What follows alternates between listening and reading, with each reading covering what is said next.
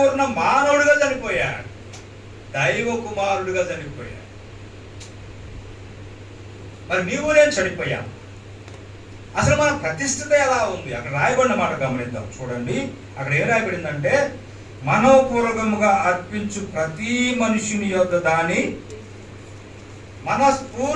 మనఃపూర్తిగా అర్పిస్తేనే అది తీసుకోబడుతుంది అని.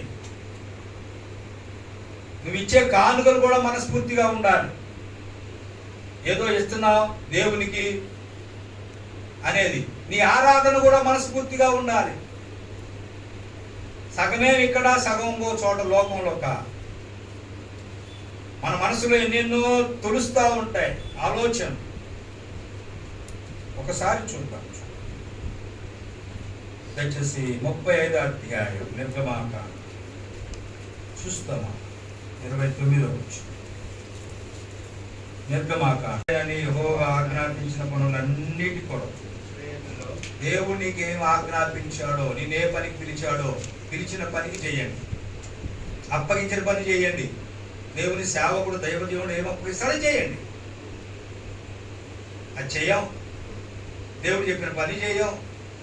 మరి ఎలా అండి నువ్వు అంగీకరించబడతావు దేవుని దృష్టిలో? అమ్మా, దేవునికి ఏం అప్పగించాడో చేయండి అమ్మా. ప్రభు ఆలోచన కలిగి ఉండండి. మన సొంత ఆలోచన కలిగి ఉంటే నష్టపోతాం.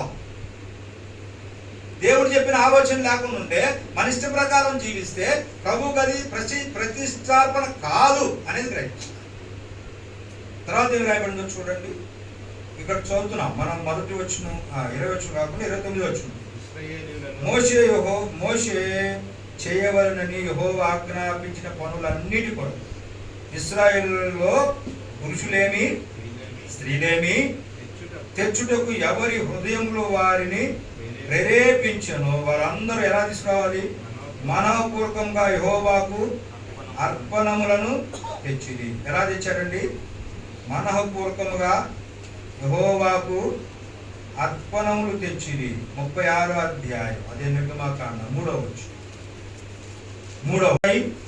వారు పరిశుద్ధ స్థలము యొక్క సేవ కొరకు ఇశ్రాయేలీయులు తెచ్చిన అర్పణములన్నిటిని, ఎన్నిటినండి?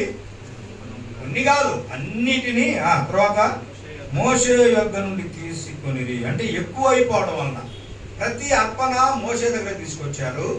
మోషే దగ్గర అక్కడ యాజకులు ఏం చేశారంటే వాటిని తీసుకొనిరి.